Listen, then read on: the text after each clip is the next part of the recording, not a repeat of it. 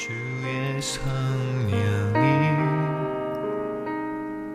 내게 임하셨으니. 10장 32절부터 39절. 전날에 너희가 빛을 받은 후에 고난의 큰 싸움을 견디어낸 것을 생각하라. 혹은 비방과 환난으로서 사람에게 구경거리가 되고 혹은 이런 형편에 있는 자들과 사귀는 자가 되었으니 너희가 갇힌 자를 동정하고 너희 소유를 빼앗기는 것도 기쁘게 당한 것은 더 낫고 영구한 소유가 있는 줄 알미라. 그러므로 너희 담대함을 버리지 말라. 이것이 큰 상을 얻게 하느니라. 너희에게 인내가 필요함은 너희가 하나님의 뜻을 행한 후에 약속하신 것을 받기 위함이라.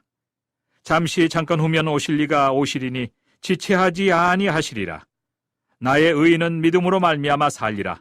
또한 뒤로 물러가면 내 마음이 그를 기뻐하지 아니하리라 하셨느니라. 우리는 뒤로 물러가 멸망할 자가 아니요 오직 영혼을 구원함에 이르는 믿음을 가진 자니라. 종종 교인들 중에는 구약의 성도는 모세의 법을 지켜서 구원을 받았고 신약의 성도는 그리스도를 통한 은혜를 통해 구원을 받았다고 생각하는 사람들이 있는데 이는 큰 오류입니다. 우리 그리스도의 보혈교회 교우들은 이미 이러한 기초 내용은 정확하게 다 알고 있지만 제가 미국 PCA 교단에서 그 목회자 하는 사람들을 이제 질문을 하는 일들이 있거든요. 그래서 구약 신약 각각 어떻게 구원을 받았습니까? 그러면 목회자 후보들 중에 구약 시대는 율법을 지켜서 구원을 얻고 신약 시대는 은혜로 구원 얻는다고 답하는 목회자 후보생들도 여러 있었습니다. 그러니까 이게 이렇게 우리는 지금 쉽게 생각하지만 상당히 많은 사람들이 이렇게 착각을 하고 있는 상태가 많이 있죠. 사실 구약의 성도들은 오실 메시아를 믿음으로 구원받았습니다. 이는 오실 메시아를 믿음으로 하나님과 교통할 수 있었다는 뜻입니다. 이스라엘 백성들은 속죄일 및 속죄 제사를 지키고 행하면서 자신들이 유월절 양의 피에 의해 구속을 받았다는 사실을 늘 깨닫도록 되어 있었습니다. 따라서 그들은 자신들이 하나님께서 피로 값주고 사신 주의 백성인 사실을 알고 있었죠. 희생 제물은 단지 상징일 뿐 언젠가 동물이 상징하던 그 실체, 곧 흠없는 완전한 의인이 그들을 위해 죗값을 치를 것을 믿고 알고 있었습니다. 그 의인은 다름 아닌 하나님의 어린 양, 우리 주 예수 그리스도입니다. 그렇지 않다면 그들이 이러한 믿음이 없이 동물 제사를 드리고 있다면 무서운 것은 뭐냐 하면 이방인들의 제사와 다를 바가 없다는 것이, 이방인들 역시 많은 동물 제사를 태우고 드리고 그러는데 그들은 이러한 메시아와 연결된 것이 아니라 신을, 분노하는 신을 달래기 위해서, 또 신을 많은 이 제물을 먹여서 조종하기 위해서 이방 종교들이 많이 있었어요. 바알, 아스타롯 다 마찬가지로 다 이 신이라는 존재를 잘 먹이고, 그래서 우리 말 들어달라는 것이죠. 이제 그러한 것이 이제 이방 보통 개념의 그러한 신의식인데, 우리 이 신구약의 여호와 하나님은 바로 우리의 죄 문제를 실질적으로 해결해 주는 하나님과의 교통을 목표로 하는 그런 내용이기 때문에 바로 이런 모든 동물 제사들은 정확하게 오실 메시아를 바라보게 한 것입니다. 이런 의미에서 지금도 제3성전 이런 식의 말을 하면서 예루살렘에서 동물 제사를 가지고 또 실현해보고 또 흉내를 내어보고 그런 때가 다시 올 것이다라고 믿는 어떤 세대주의 가운데에서의 극단적인 또 다른 세대주의 같은 경우, 메시아닉 주랄지 이런 것들, 그런 것들은 대단히 비성경적이라는 것을 우리가 알 수가 있어요. 우리는 아브라함이 하나님을 믿음으로써 그 믿음이 아브라함에게 의로 여겨진 사실을 잘 알고 있습니다. 마찬가지로 우리 역시 오직 믿음으로 의롭게 됩니다. 아브라함도 믿음으로 의롭게 되었고 모세도 믿음으로 의롭게 되었고, 그래서 히브리 11장의 내용이에요. 우리도 오직 믿음으로 의롭게 됩니다. 그렇다면 모세의 율법은 왜 주어졌습니까? 모세의 율법이 주어진 것은 우리가 받은 은혜가 얼마나 큰지, 이 은혜가 없었더라면 얼마나 우리가 무서운 형벌을 받을지, 얼마나 무서운 죄인인지를 알려주기 위함이 있고요. 그 다음에 구원받은 자들에게는 이 모세의 율법은 하나님의 자녀로서 마땅히 이러한 늠름한 아름다운 삶을 살 수 있도록, 즉 우리가 쉽게 말하는, 편하게 말하는 어떤 성화의 모습을 위해 주어진 것을 알 수가 있어요. 우리가 로마서를 마음껏 다뤘는데 로마서에서 이 7장 같은 데 보면은 죄를 드러냄으로 말미암아 더욱더 이 크리스찬들은 예민하여지는 죄의식을 갖게 되면서 더욱더 거룩하여지고 예수님을 닮아가는 것을 보게 됩니다. 이것이 율법의 기능이고 그 율법은 그러므로 더욱더 그리스도를 믿도록 하는 그런 성령 안에서의 역할로 이어지기 때문에 율법은 대단히 중요한 것이, 율법은 구속함을 받은 백성이 어떻게 살아야 하는지를 알려주기 위해서 주신 것이, 그래서 우리가 이미 다뤄봤지만 출애굽기 19장에 보면 구원받은 자, 그 다음 출애굽기 20장을 보면 20장 1절에 보면 너희가 하나님과 언약을 맺은 백성이기 때문에 그 다음부터 십계명을 말씀하시는 것이, 즉 율법을 구속함을 받은 백성이 어떻게 살아야 하는지 알려주기 위해 주어진 것이 바로 율법입니다. 그러므로 율법은 아브라함이 믿음으로 말미암아 의롭게 된 후에 모세를 통하여 임하였어요. 무릇 우리가 말하기를 아브라함에게는 그 믿음이 의로 여겨졌다 하노라. 그런즉 그것이 어떻게 여겨졌느냐? 할렛이냐 무할렛이냐? 할렛이가 아니라 무할렛이니라. 그가 할례표를 받은 것은 무할렛이의 믿음으로 된 의를 확인하고 인친 것이니 이는 무할례자로서 믿는 모든 자의 조상이 되어 그들도 의로 여기심을 얻게 하려 함이라. 그래서 우리는 의로 여기심을 얻는 과정에 있어서 할례를 받는가 안 받는가 받을 필요가 없다는 것이에요. 그건 의롭다 칭함을 받는 데 있어서 전혀 무관한 것입니다. 오직 믿음으로만 의롭다 칭함을 받아요. 사실 아담이 타락한 이후에는 그 어떤 사람도 율법을 완벽하게 지킬 수 없었습니다. 지금 이 시대의 사람들 역시 마찬가지요. 그러면 율법이 하나님의 약속들과 반대되는 것이냐? 결코 그럴 수 없느니라. 만일 능히 살게 하는 율법을 주셨더라면 의가 반드시 율법으로 말미암았으리라. 그러나 성경이 모든 것을 죄 아래 가두었으니 이는 예수 그리스도를 믿음으로 말미암는 약속을 믿는 자들에게 주려 함이라. 율법은 또한 언제나 우리로 하여금 그리스도께로 돌아가 그분을 믿도록 하는 역할을 합니다. 이같이 율법이 우리를 그리스도께로 인도하는 초등교사가 되어 우리로 하여금 믿음으로 말미암아 의롭다함을 얻게 하려 함이라.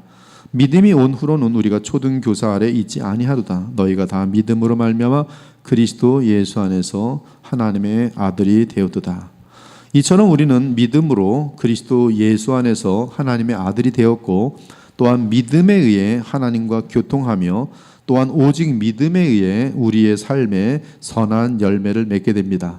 오직 믿음에 의해 그리스도를 닮아가고 오직 믿음에 의해 우리는 하나님이 준비한 모든 풍성한 것들을 누릴 수 있어요. 그 열매는 우리 안에 그리스도의 생명이 있다는 증거이며 하나님과 교통하고 있다는 증거로서 그 열매가 풍성할 때 그리스도의 장성한 분량을 향해 우리의 성품이 자라나는 것입니다. 그래서 우리는 처음부터 끝까지 믿음이에요. 믿음입니다. 믿음은 세뇌가 아닙니다. 믿음은 믿음의 대상이 중요하죠. 믿음의 대상은 누구십니까? 바로 하나님의 아들 우리 주 예수 그리스도시. 그러므로 성경은 오직 의인은 믿음으로 말미암아 살리라고 선포하는 것이, 히브리서 기자는 율법주의로 돌아가려는 복음의 공동체를 향하여 똑같은 선포를 합니다. 나의 믿음은 믿음으로 말미암아 살리라. 이 말씀은 과연 어떤 배경 속에서 어떻게 이해되어야 합니까? 여기 보면은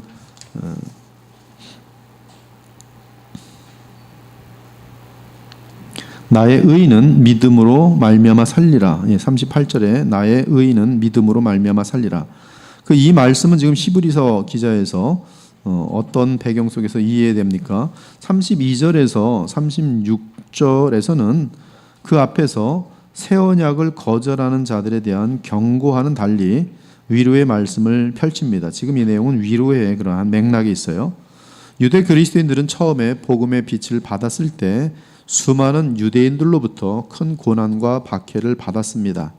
그때는 복음의 확신에 서서 고난의 큰 싸움을 견뎌냈어요. 그래서 32절에 보면 고난의 큰 싸움을 견뎌낸 것을 생각하라. 히브리서 기자는 이 서신을 받는 독자들로 하여금 복음에 서서 담대하게 유대인들로부터의 박해를 견뎌내었던 과거를 상기시킵니다.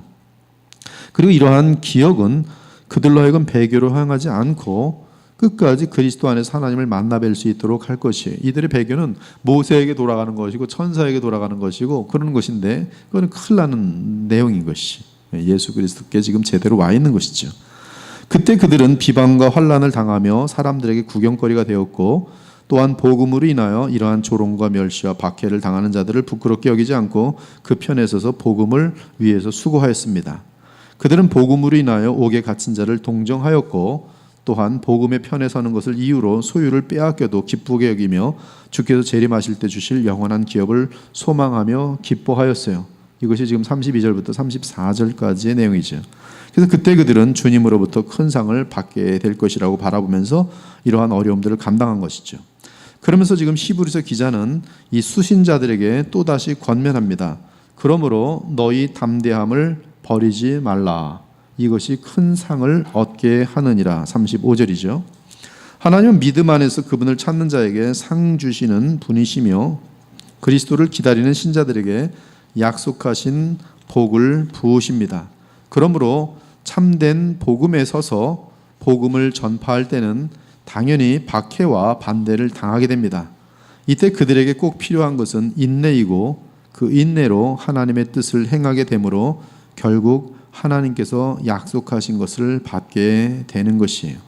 여기서 히브리서 기자는 하박국의 글을 인용하는데요. 2장 3절 이하는 다음과 같아요. 하박국서 이 묵시는 정한 때가 있나니 그 종말이 속히 이르겠고 결코 거짓되지 아니하리라. 비록 더딜지라도 기다리라. 지체되지 않고 반드시 응하리라.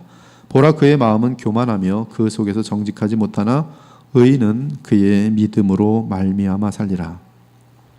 이 내용을 히브리서 기자는 약간 수정해서 새 언약이 완성된 입장에서 기록합니다. 잠깐 후면 오시리니 지체하지 아니하시리라. 나의 의인은 믿음으로 말미암아 살리라. 즉 믿음으로 살 때 어떠한 삶이 나타나는 것이에요? 예수 그리스도의 심판과 분명한 영원한 공의를 기억하면서 오늘도 주님의 말씀에 따라 진실하고 그렇죠? 그리고 두려워하지 않고 하나님을 향한 충성을 보이고 그것이 지금 믿음으로 산다라는 내용의 그러한 문맥인 것이죠. 나의 의는 믿음으로 말미암아 살리라. 또한 뒤로 물러가면 내 마음이 그를 기뻐하지 아니하리라. 물러가지 말고 너희들이 받은 복음대로 주 예수 그리스도께 충성하고 그분을 사랑하는 가운데 생명까지라도 아끼지 말고 그렇게 믿음 생활을 하라는 말씀이 잠깐 후에 그리스도께서 다시 오실 것입니다. 신자가 복음으로 인하여 당하는 환난과 위험은 언제나 그리 길지 않습니다. 이것을 꼭 기억하세요. 여러분들이 믿음 생활하며 살아갈 때 그 믿음으로 인해 당하는 고난은 길어야 7대예요. 7대.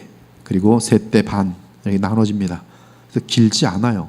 이 때라는 것은 제가 볼 때는 고작 7년을 넘지 않습니다. 그러니까 그 안에 그리고 이것은 이제 종말에 가서 그럴 것이고 여러분들 삶 속에서 믿음으로 가정에서 만약에 남편에게 믿음 때문에 박해를 받는다. 믿음으로 가세요. 그러면 몇 시간 후에 바뀔 수도 있어요. 하나님께서는 반드시 인내하는 그들에게 알려주십니다. 그래서 믿음으로 달려가고 있는 사람들은 알아요. 하나님께서 또 이렇게 만져주시는구나. 하나님께서 또 이렇게 돌이켜주시는구나. 하나님께서 나의 주님을 향한 충성을 조금도 정말 섭섭치 않게 하시는구나. 그걸 매번 확인하면서 우리 인생을 살아가도록 돼 있어요. 그 어떤 거는 좀 길기도 해요. 그렇지만 그리 길지 않습니다. 그래서 믿음으로 인한 그런 어떤 고통이나 환난은 그리 길지 않아요. 반드시 하나님께서는 엄청난 그런 역사로 우리에게 보답하여 주십니다. 그 이유는 그리스도께서 지체하지 않고 속히 오실 것이기 때문에 물론 최종적인 오심은 그리스도의 재림이지만 재림 이전에도 그리스도께서는 역사를 간섭하셔서 자기 백성을 구출하시며 위로하실 것입니다. 그리고 그들에게 믿음으로 무엇이 나타나게 되어 있냐면 인내가 나타납니다. 믿음은 언제나 인내로 나타나게 되어 있어요. 그리고 믿는 그 사람은 그 인내 가운데 예수님을 계속 닮도록 되어 있어요. 그래서 그들은 상을 그리스도 하나님께로부터 받게 됩니다. 물론 영원한 상은 재림 이후 그리스도의 심판대에서 결정될 것이. 그러면서 히브리서 기자는 나의 의인은 믿음으로 말미암아 살리라는 하박국의 말씀을 인용합니다. 그러나 그 문맥은 이미 말씀드린 것처럼 끝까지 인내하며 그리스도 안에서 하나님과 교통하는 삶을 믿음의 삶으로 연결시키고 있어요. 이것이 지금 히브리서 총체적으로 그리스도를 믿고 담대히 하나님 보좌 앞에 나아갈지니라, 바로 그 믿음으로 이어지는 것이죠. 그리스도의 새 언약이 얼마나 영광스러운 것인지를 알려준 기자는 그 언약을 붙들며 믿음으로 사는 삶에 반드시 저항 세력이 있을 것이지만, 그러나 그 저항 세력은 잠깐이면 곧 무너질 것이고 계속 믿음으로 인내하며 살아가는 자들에게 엄청난 하나님의 축복과 또 보상이 기다리고 있음을 알려주면서 뒤로 물러나지 말고 끝까지 예수 그리스도의 복음 안에서 하나님과 교통하며 살 것을 권면하고 있는 것이. 그러나 만일 뒤로 물러나 인내하지 못하고 배교한다면 하나님께 버림을 받고 엄중한 심판에 이르게 될 것이에요. 따라서 히브리서 기자는 우리는 뒤로 물러가 멸망할 자가 아니요 오직 영혼을 구원함에 이르는 믿음을 가진 자니라고 요약합니다. 여러분, 우리 신앙생활에서 로마서를 보면 알겠지만 가장 큰 원수는 이제 우리의 궁극적인 원수는 세 가지인데요.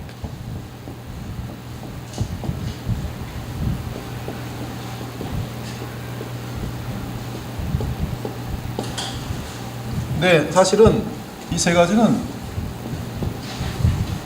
우리의 입장에서는, 우리 신자들의 입장에서는 한 가지로 다시 요약됩니다. 제일 많은 영적 전투, 나의 진정한 원수는 뭐냐면 옛사람이에요. 그래서 옛사람은 여러 곳에 있어요. 첫째는 내 안에 있어요. 즉 나도 옛사람입니다. 거듭난 여러분은 새 사람이면서 옛사람이에요. 아담으로부터 물려받은 이 생명이, 죽을 몸이 있는 한, 호흡이 마치는 그날까지는 이 죽을 몸 안에 옛사람의 세력이 있습니다. 하나님이 보실 때는 이미 이 옛사람은 신자들에 있어서는 십자가에 못 박혀 죽은 상태예요. 하나님께서 아담이 범죄하는 순간에 아담은 이미 죽은 것과 다름없습니다. 그러나 그 심판은 900년 정도 아담은 더 살아요. 그러나 그 말이 아담이 죽지 않았다는 뜻이 아니라 하나님과의 벌써 이미 교통이 단절되고, 물론 이제 하나님께서는 그에게 복음을 다시 허락하셔서 그의 인생 가운데에서 이 가죽옷을 지어 입음으로 말미암아 믿음으로 하나님과 교통이 가능하였지만, 아무튼 하나님께서는 우리 안에 있는 옛사람은 죽은 존재예요. 그래서 여러분들은 죽자마자 여러분의 옛사람이라는 존재가 흔적도 없습니다. 여러분의 새 사람만 있어서 호흡이 딱 맞추면 여러분에게는 새 생명과 함께 여러분의 자유의지, 여러분의 자아가 하나님의 보좌 앞으로 옮겨지게 돼 있어요. 근데 여러분이 그 호흡을 마칠 그때까지 여러분에게 끝까지 남아있는 존재가 이 옛사람이에요. 옛사람. 이것을 성경은 이제 육신이라고 말해요. 육신, 사르스라고 말하는데요. 사르스.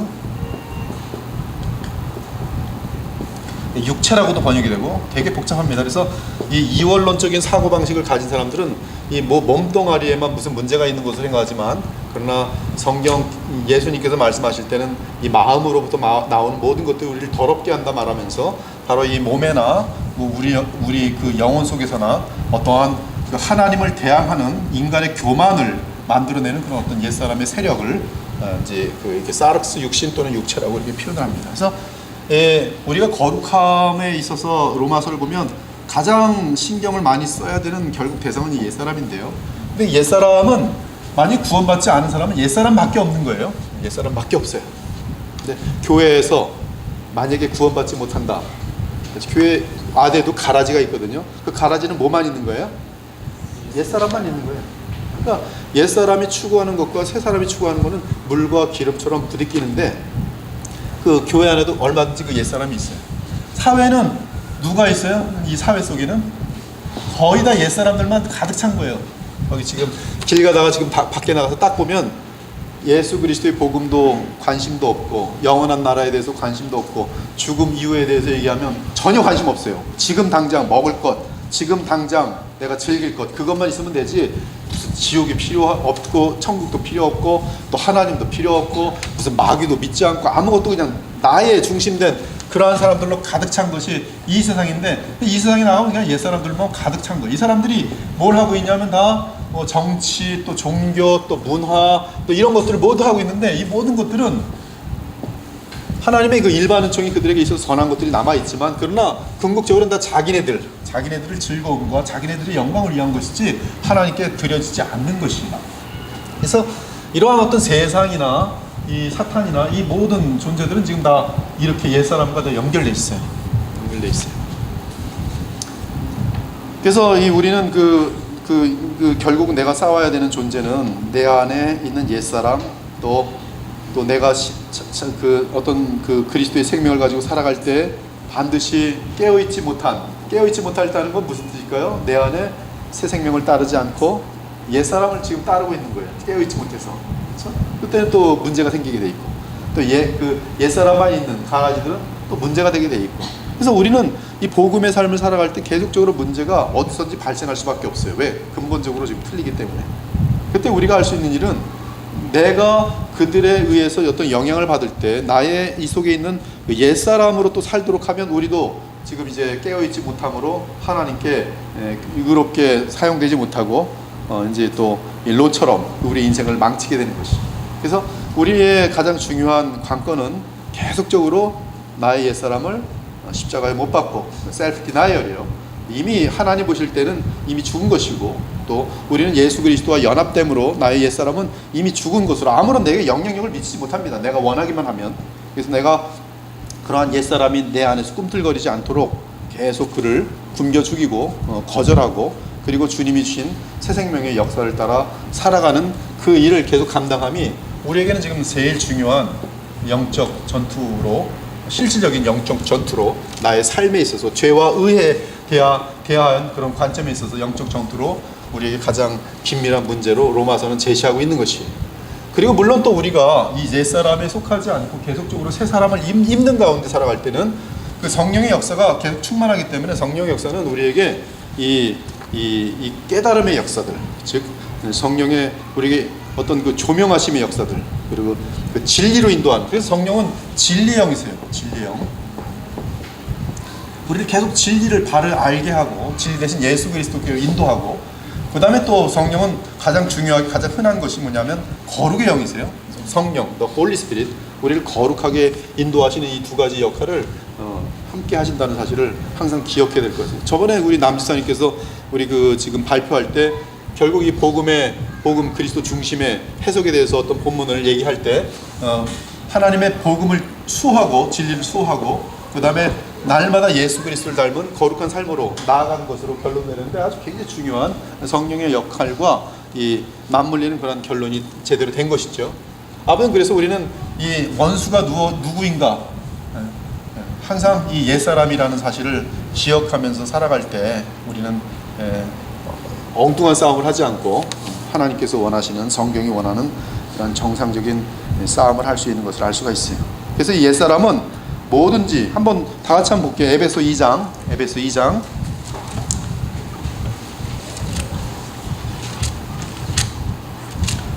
이게 세상에 있는 그런 그림인데요. 에베소 2장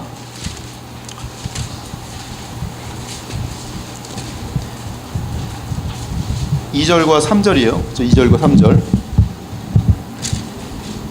다 같이 읽읍시다. 시작. 그때는 너희는 그 가운데서 행하여 이 세상 풍조를 따르고 공중의 권세 잡은 자를 따랐으니 곧 지금 불순종의 아들들 가운데서 역사하니라. 전에는 우리도 다 그 가운데서 우리 육체의 욕심을 따라 지내며 육체와 마음에 원하는 것을 하여 다른 이들과 같이 본질상 진노의 자녀였더니. 여기 보면 그냥 이 옛사람은 그냥 자기가 원하는 것을 그냥 하는 것이에요. 거긴 양심이라는 부분이 들어있어서 자기 딴에는 또 선한 것들도 하고 열심히 합니다. 그러나 결국은 옛사람이에요. 옛사람.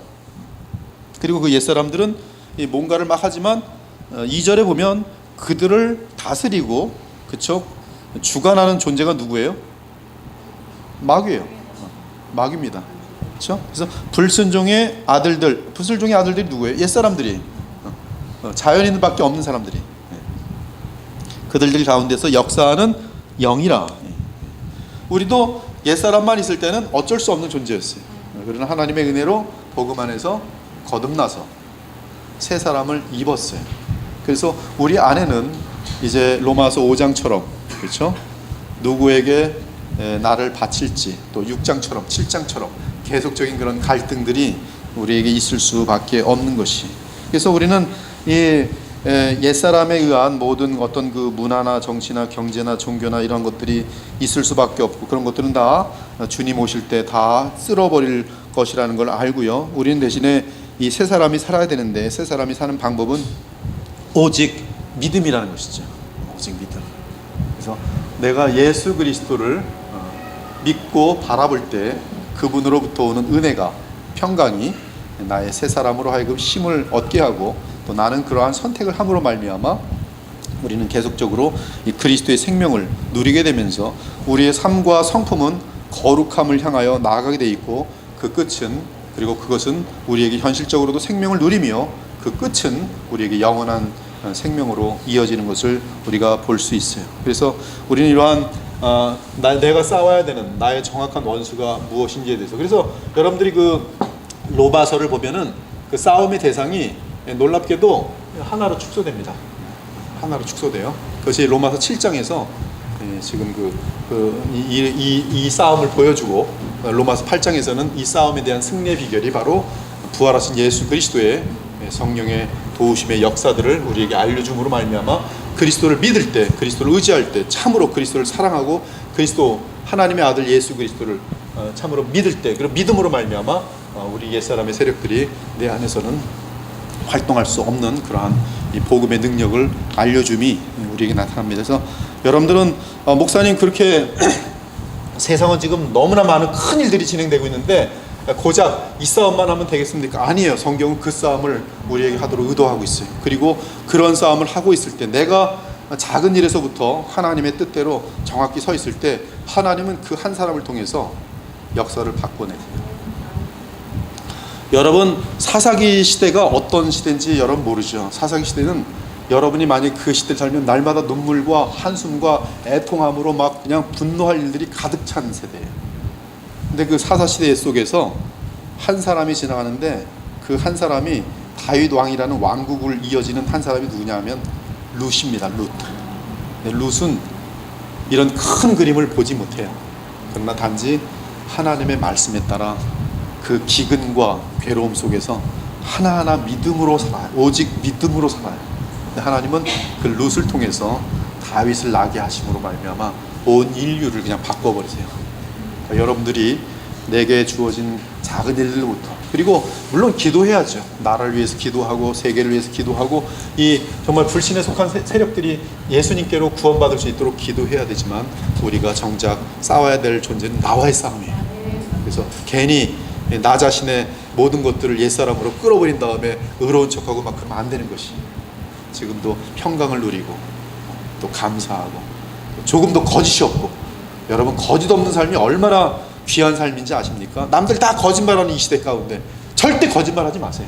근데 그 거짓말하지 않는 그것이 작은 일 같은데 하나님이 그것을 보신다는 거예요. 그리고 그것을 통해서, 여러분을 통해서 어떤 일을 하실지는 아무도 몰라요. 여러분이 룻이 될지, 그래서 여러분의 자녀들이 온 세계를 다시 다 새롭게 만들 수 있는 리더가 될지, 그건 하나님의 손에 있을 뿐이에요. 그래서 여러분들은 이러한 정말 엄청난, 너무나 사탄 그럼 커 보이잖아요. 세상 너무 크잖아. 우리의 싸움은 결국 첫째는 나와의 싸움이고, 나아가면 내 주변에 있는 많은 옛사람들, 이들과의 관계 속에서, 이들은 다 사탄과 세상이 다 얽매인 상태 속에서, 그러니까 그들 매일마다 부딪힐 때 이들을 위해서 불쌍히고 그들이 그리스도의 향기가 되고 진실함과 거룩함과 의로움과 이런 것들을 그들에게 나타내 보이는 것이 우리가 처한 입장에서 오직 믿음으로 사는 삶인 것이에요. 제가 지금 이 말씀을 왜 드렸냐면, 오직 믿음으로 산다는 것을 너무 거창하게 생각하지 말라는 거예요. 여러분 부부 생활에서 오직 믿음으로 사세요.